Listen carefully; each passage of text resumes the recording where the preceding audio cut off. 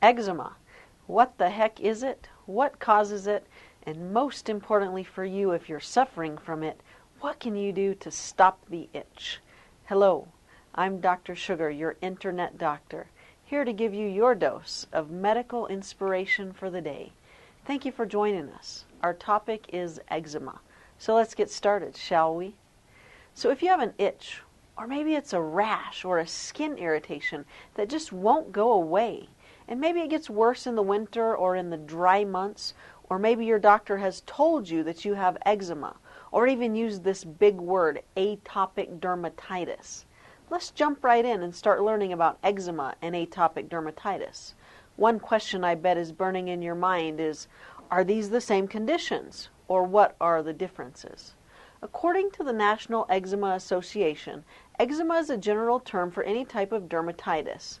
Well, that didn't really help much, so let me just explain it this way. Dermatitis is just a fancy word that means inflammation of the skin. Now, atopic dermatitis is what we call the most severe and chronic kind of eczema. So in other words, it can last a really long time. Now, although the term eczema is often used for atopic dermatitis, there are several other skin diseases that are also eczemas. So I'm going to tell you a bunch of medical terms now. Get ready. The other eczemas are atopic dermatitis, seborrheic dermatitis, nummular eczema, irritant contact dermatitis, dyshidrotic eczema, and allergic contact dermatitis. So all types of eczema causes itching, redness, weeping, peeling, and irritation of the skin. Luckily, most cases are not that severe. One of the most severe cases I've seen that I can recall was on the hands of a waitress. It was very severe, and it was made worse by not only the fact that it was extremely painful physically and emotionally, but it also severely affected this woman's income as well, because it was all over her hands, and as a waitress, I'm sure you can imagine, people didn't really tip so well. So my heart really went out to that poor woman. So anyways, back to our topic, eczema and atopic dermatitis. They relate to each other kind of like a red apple to a Granny Smith apple. Atopic dermatitis is a form of eczema, and then there are all those other forms that I just mentioned. But since all forms of eczema cause similar symptoms and are treated similarly as well, for the sake of this discussion today, we're just going to use atopic dermatitis as an example of eczema.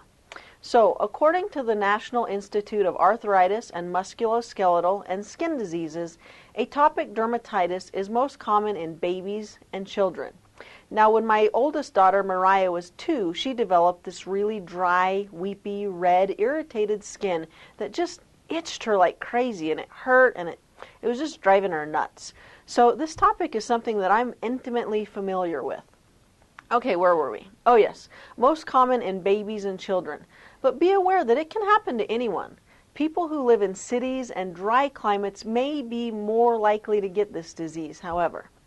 The really good news is that when children with atopic dermatitis grow older, this problem will often improve or go away. Remember what happens in adolescence, oily skin, right? Well, as the skin becomes oilier during the teen years, many children will trade in their eczema for acne. Even then, though, the skin may still have a tendency to be dry and get irritated easily. I call this princess skin. So for others who do not grow out of it, or for the occasional adult who becomes or develops eczema, this can become a lifelong situation to deal with. I'm Dr. Sugar, and I'm going to continue our discussion on eczema in part 2 of our series. In part 2, I'll discuss the different theories on what causes eczema, and what is that good news anyways? Be sure to watch. I'll see you there. Sugar, Dr. Sugar